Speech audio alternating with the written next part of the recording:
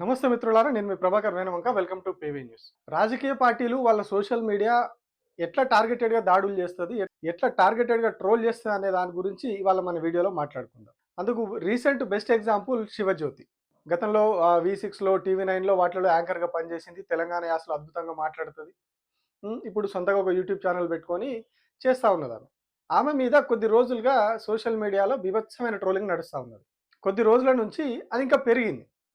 ఎందుకు అంటే రీసెంట్‌గా ఆమె తిరుమల ఎళ్లిర్రు. తిరుమల ఎళ్లి అక్కడ ఒక ఏదైతే దర్శనం కోసం వెళ్ళే క్రమంలో రూ. 10,000 దర్శనం టికెట్ కొనుక్కొని, ఆ దర్శనం లైన్‌లో వెళ్తా ఉన్నారు. ఎళ్ళే టైంలో అక్కడ ప్రసాదం ఎవరో ఇస్తా ఉంటే, పోయి వీళ్ళు చేతులు చాపి ఆ ప్రసాదం తీసుకుంటారు.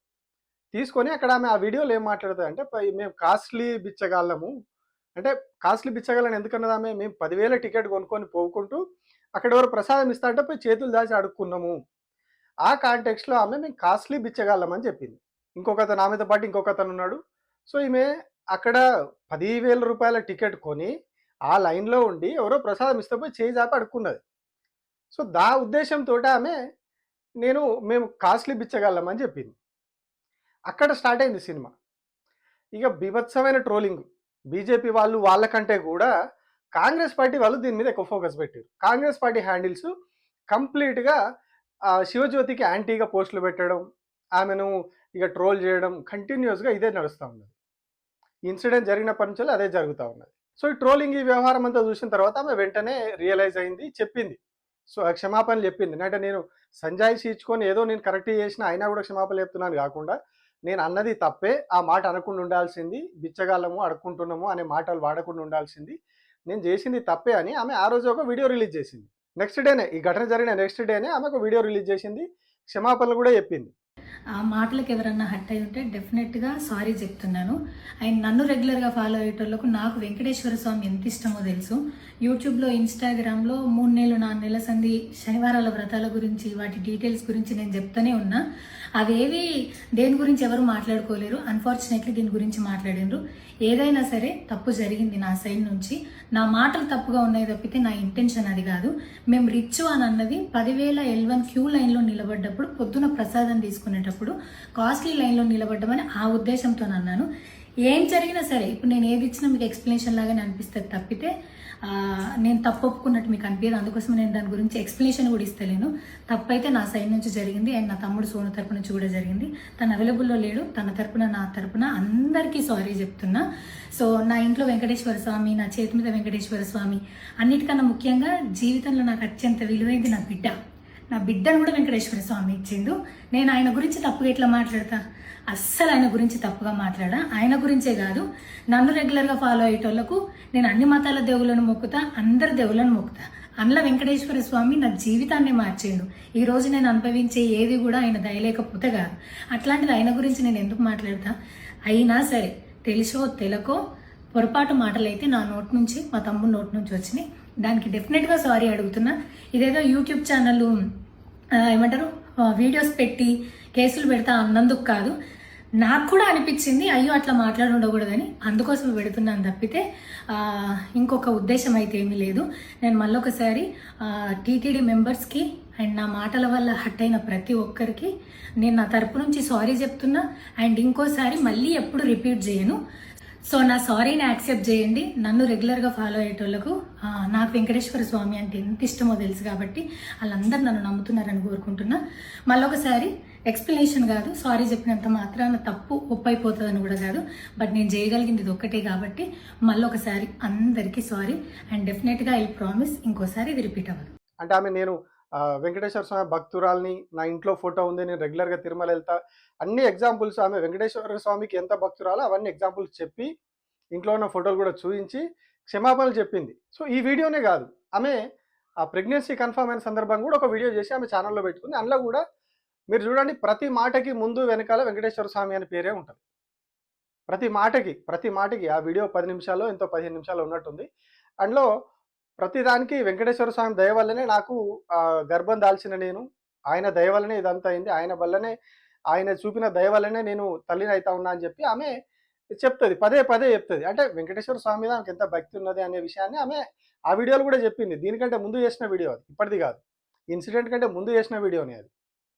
సో ఇట్లా కూడా ఆమె చెప్పింది. అక్కడ వరకు ఓకే. సో ఇదంతా నడిచింది, అయిపోయింది. ఆమె క్లారిఫికేషన్ ఇచ్చింది. అయినా ట్రోలింగ్ నడుస్తా ఉన్నది. అంతా అయిపోయింది. బుధవారం రోజు సడన్‌గా ఒక వార్త వచ్చింది. శివజ్యోతి మీద తిరుమల దేవస్థానం నిషేధం విధించింది. ఆమె ఆధార్ కార్డ్‌ని బ్లాక్ చేసింది. ఆధార్ కార్డ్ బ్లాక్ చేయడం అంటే అక్కడ టికెట్ తీసుకోవాలంటే ఆ దర్శనానికి వెళ్ళాలంటే ఆధార్ కార్డ్ నెంబర్ తోటి దర్శనానికి వెళ్తారు. అంటే ఆధార్ కార్డ్ ఒక ఐడెంటిటీ కార్డ్ కింద ఇది పెట్టేసుకొని ఆధార్ తోటి ఆన్‌లైన్‌లో ఎంట్రీ చేసుకొని దర్శనానికి పోతారు. సో ఇప్పుడు ఆమె ఆధార్ కార్డ్‌ని బ్లాక్ చేస్తే ఏమైతది? ఆమె వెళ్ళినప్పుడు అక్కడ అందులో ఎంట్రీ చేస్తే ఈమె రిస్ట్రిక్టెడ్ క్యాండిడేట్ అంటే లోపలికి ఈమెను అనుమతించొద్దు అని చెప్పి అక్కడనే తేలుతది. మళ్ళీ పంపించేస్తారు అనేది కాన్సెప్ట్. అంటే శివజ్యోతిని తిరుమల దేవస్థానంలోకి ఏడుకొండలవాడి ఆ సన్నిధికి ఏడుకొండల మీదికి రాకుండా తిరుమల తిరుపతి దేవస్థానం నిర్ణయం తీసుకున్నదని నిన్న సాయంత్రం నుంచి ఒక వార్త బీభత్సంగా ప్రచారం చేస్తూ ఉన్నారు. సోషల్ మీడియాలో అది కూడా కాంగ్రెస్ పార్టీ హ్యాండిల్సే చేస్తూ ఉన్నారు. ఇప్పుడు మీకు స్క్రీన్ మీద చూపిస్తా. అవన్నీ కూడా కాంగ్రెస్ పార్టీ హ్యాండిల్సే. ఆ పేర్లు కొట్టి ఒకసారి మీరు పోయి వాళ్ళ ప్రొఫైల్స్ చూడండి. మొత్తం Congress party pro Congress, anti BRS ఇవే పోస్టులు ఉంటాయి. వేరే ఏముండయి అందులో. సో వీళ్ళందరూ కూడా అక్కడోళ్ళే, కాంగ్రెస్ గూట్లో ఉన్న వాళ్ళే.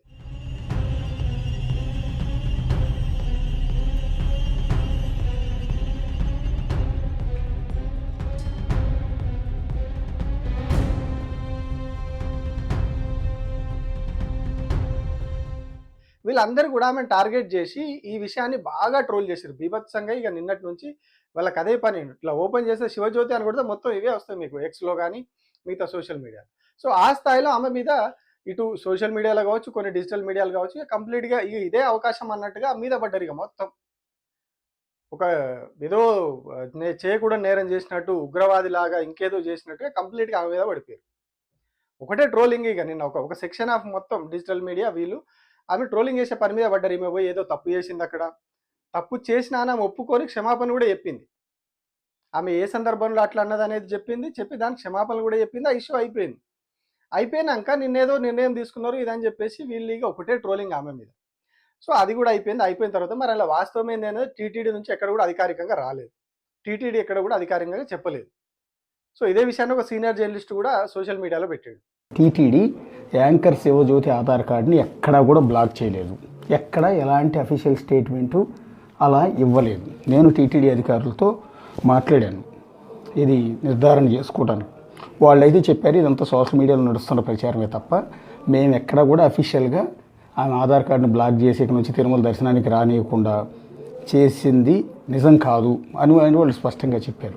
సో ఎక్కడ కూడా ఆయన చెప్పినట్టుగా ఎక్కడ కూడా టీటీడీ అఫీషియల్గా ఎక్కడ కూడా అనౌన్స్ చేయలేదు. టీటీడీ చెప్పలేదు. యాక్చువల్గా ఆమె మీద నిషేధం పెట్టలేదు. పెట్టకున్నా కానీ ఒక సెక్షన్, ఒక టూల్ కిట్ లాగా స్టార్ట్ చేసి కంప్లీట్గా శివజ్యోతి మీద పడి నిన్నటి నుంచి ఆమెను ట్రోల్ చేస్తూ ఉన్నారు. ప్రస్తుతం ఆమె ప్రెగ్నెంట్. ఆ గుడికి పోయినప్పుడు ఆ మాటలు మాట్లాడినప్పుడు కూడా ఆమె ప్రెగ్నెన్సీ కన్ఫర్మ్ అయిన తర్వాతనే పోయారు. ప్రెగ్నెన్సీ వచ్చిన తర్వాత తిరుమల దర్శనానికి పోయింది ఆమె. అక్కడ ప్రెగ్నెన్సీతో ఉన్నప్పుడే ఆ మాటలు మాట్లాడింది. ఆ తర్వాత క్షమాపణలు కూడా చెప్పింది. అయినా కూడా వీళ్ళు ఒక ప్రెగ్నెన్సీతో ఉన్నటువంటి మహిళ మీద ఏ స్థాయిలో ట్రోలింగ్ చేస్తూ ఉన్నారు చూడండి. కంప్లీట్గా ఈమెదో చెప్పినలాగా ఇంకేదో అన్నట్టుగా ఇంకేదో చేసినట్టుగా ఆమె మీద ట్రోలింగ్ చేస్తూ ఉన్నారు. మరి ఎందుకు ఇంతగానో ఆమెను టార్గెట్ చేస్తూ ఉన్నారు? ఒక సెక్షన్, అది కూడా కాంగ్రెస్ పార్టీకి సంబంధించిన హ్యాండిల్స్లోనే ఇవి ఎందుకు పోస్ట్ అవుతా ఉన్నాయి? వాళ్ళు మాత్రమే ఎందుకు ఆమెను టార్గెట్ చేస్తూ ఉన్నారు? వాళ్ళకు కొంత టీడీపీ బ్యాచ్ కూడా ఎందుకు సపోర్ట్ చేస్తూ ఉన్నారు? అంటే సెలెక్టెడ్ పీపుల్ మాత్రమే ఆమెను టార్గెట్ చేసి ట్రోల్ చేస్తూ ఉన్నారు. Selected parties, selected people. ఎందుకు అంటే ఆమె గతంలో కేసీఆర్ను సపోర్ట్ చేసుకుంటూ ఒక వీడియో రిలీజ్ చేశారు ఎలక్షన్ టైంలో. ఐ థింక్ 2023 ఎలక్షన్లో అనుకుంటా. కేసీఆర్ చేసిన పనులను వివరిస్తూ తెలంగాణ గతంలో ఎట్లా ఉండే, ఎందుకంటే ఆమె కూడా ఒక పల్లెటూరు నుంచి వచ్చింది. నిజామాబాద్ జిల్లాలో ఒక పల్లెటూరు నుంచి వచ్చింది. ఆ వ్యవసాయ కుటుంబం. ఆమెకు కూడా అన్ని బాధలు తెలుసు, నీళ్ళ కష్టాలు ఇవన్నీ చూసిన ఆమె. సో ఆమె చూసింది, ఇప్పుడు వచ్చిన మార్పు చూసింది కాబట్టి ఆమె కేసీఆర్ చేసిన మంచి పనులు ఇట్లా ఉన్నాయి అని వాటికి సపోర్ట్ చేసుకుంటూ ఆమె తమ అభిప్రాయాన్ని వ్యక్తం చేసుకుంటూ ఒక వీడియో చేసింది 2023 ఎలక్షన్ టైంలో. సో అప్పటి నుంచి వీళ్ళు ఆమెను టార్గెట్ చేసారు. 2023 ఎన్నికల ఫలితాలు వచ్చిన తర్వాత ఆమె ట్రోలింగ్ నడిచింది బీభత్సంగా. ఇక కాంగ్రెస్ వాళ్ళ హ్యాండిల్స్, తెలుగుదేశం పార్టీ హ్యాండిల్స్ నుంచి ఆమె ట్రోలింగ్ నడిచింది. ఆ తర్వాత కొద్ది రోజుల క్రితం బెట్టింగ్ యాప్ల మీదేవో కొన్నిటికి ఆమె ప్రమోషన్ చేసింది అని ఒక ఇష్యూ వస్తే ఇక అప్పటి నుంచి రెగ్యులర్ ఇక ఆమెకు ట్రోలింగ్ అనేది సోషల్ మీడియాలో. ప్రతిసారి బెట్టింగ్ యాప్ల ఇష్యూ వచ్చిన ప్రతిసారి ఈమెను తీసుకొస్తారు. సినిమా ఈమె ఏదో కొన్నింటికి చేసిందంట, అది కూడా ఆ తర్వాత నేను మానేసిన, అంటే ఈ స్థాయిలో సివియారిటీ ఉంది, ఇంత దారుణాలు జరుగుతున్నాయని తెలిసిన తర్వాత మానేసిన అని కూడా చెప్పింది. చెప్పిన తర్వాత కూడా సినిమా వాళ్ళని ఎవరు ఏమన్నారు వీళ్ళు, ఏవైతే ఈ హ్యాండిల్స్ మనం చెప్తున్నటువంటి కొన్ని సెలెక్టెడ్ పార్టీలకు సంబంధించిన సెలెక్టెడ్ హ్యాండిల్స్ సినిమా వాళ్ళ జోలికి పోవు, ఇంకా వేరే వాళ్ళ జోలికి పోవు. శివజ్యోతిని మాత్రం ఏమంటారు సేఫ్ టార్గెట్ ఎంచుకుంటారు, ఈజీ టార్గెట్ అన్నట్టు. ఆమె ఈజీ టార్గెట్గా ఎంచుకొని ఆమె మీద బీభత్సమైన ట్రోలింగ్ చేసుకుంటూ పోతారు, ఏవేవో పోస్టులు పెడతారు, ఏవేవో మాట్లాడతారు. సో ఇది అంతటి కారణం, ఇప్పుడు జరుగుతున్న ట్రోలింగ్కి కారణం, గతంలో జరిగిన ట్రోలింగ్కి కారణం ఇవన్నీ కూడా ఆమె గతంలో బీఆర్ఎస్ పార్టీకి కేసీఆర్కి మద్దతుగా చేసినటువంటి వీడియో అనేది ఇక్కడ మనం అర్థం చేసుకోవాలి. జస్ట్ బీఆర్ఎస్ పార్టీ మంచి పనులు చేసింది, కేసీఆర్ గీగి మంచి పనులు చేసిండని ఆమె చెప్పడం ఆమె చేసినటువంటి అతిపెద్ద తప్పు. ప్లస్ ఆ సంక్షేమ పథకాలకు సంబంధించి 1-2 సార్లు ఏవో ప్రమోషనల్ వీడియోలు చేసింది, అది ఆమె చేసిన తప్పు. అప్పటి నుంచి ఆమెను బీభత్సమైన ట్రోలింగ్. మరి ఎవరు చేస్తలేరు సెలబ్రిటీలు, ఏ పార్టీకి చేస్తలేరు అంటే ఇప్పుడు కాంగ్రెస్ పార్టీ కూడా చేయిస్తూ ఉన్నది, బీజేపీ కూడా కొందరు సెలబ్రిటీలు పనిచేస్తూ ఉన్నారు, పథకాల మీద వాటి మీద ప్రమోషన్ చేస్తూ ఉన్నారు. సో అప్పుడు కూడా ఆమె అట్లనే చేసింది, ఒక సెలబ్రిటీగా ఆమె ప్రమోషన్ చేసింది. కానీ వీళ్ళు ఏం చేసిర్రు, ఈమె కంప్లీట్గా బీఆర్ఎస్ పార్టీ, ఈమె బీఆర్ఎస్ అని చెప్పేసి ఆమెకు ఒక బీఆర్ఎస్ ముద్ర వేసేసి కంప్లీట్గా ఇక ఆమె లేడీయా, ఆమె ప్రెగ్నెన్సీ తోటి ఉందా, ఇంకోటా లేదు వాళ్ళకి, జస్ట్ ఆమె బీఆర్ఎస్, ఆమెను తిట్టాలి, ఏ చిన్న సంధి దొరికినా ఆమె ట్రోలింగ్ చేయాలి. ఇదే కాన్సెప్ట్ తోటి నడుస్తూ ఉన్నారు. అందులో భాగంగానే ఇప్పుడు ఈ తిరుమల ఇష్యూలో కూడా ఒక అసలు వాస్తవంగానే ఒక అంశాన్ని, ఒక ఫేక్ న్యూస్ని తీసుకొచ్చి రుద్ది ఆమెను మళ్ళొకసారి ట్రోల్ చేయాలనే, అంటే వాళ్ళ కసి అంత ఉన్నది, ఈమెను ఎక్కడ అవకాశం దొరుకుతుందో ఎట్లా ట్రోల్ చేయాలన్న కసితోటి ఉన్నారు వాళ్ళు. సో ఏదో లీక్ వచ్చింది, ఏదో ఫేక్ న్యూస్ వచ్చింది, నిఖతం దాన్ని బట్టి తిప్పుతా ఉన్నారు ఇంకా. సో వాస్తవం ఏందో కూడా ఒక సీనియర్ జర్నలిస్ట్ చెప్పిండు, ఆ వీడియో కూడా చూపించినాం మీకు. సో అంటే ఒక సాఫ్ట్ టార్గెట్గా ఎంచుకొని ఎట్లా వీళ్ళు ఒక ప్రాపగండా నడిపిస్తూ ఉన్నారు, ఎట్లా అటాక్ చేస్తూ ఉన్నారు అంటే single point agenda, single target. ఆమె చేసిన తప్పల్లా అప్పుడు కేసీఆర్ పథకాలను మెచ్చుకుంటూ కొన్ని ప్రమోషన్లు చేయడం, కేసీఆర్ మీద ఒక వీడియో చేసి రిలీజ్ చేయడం.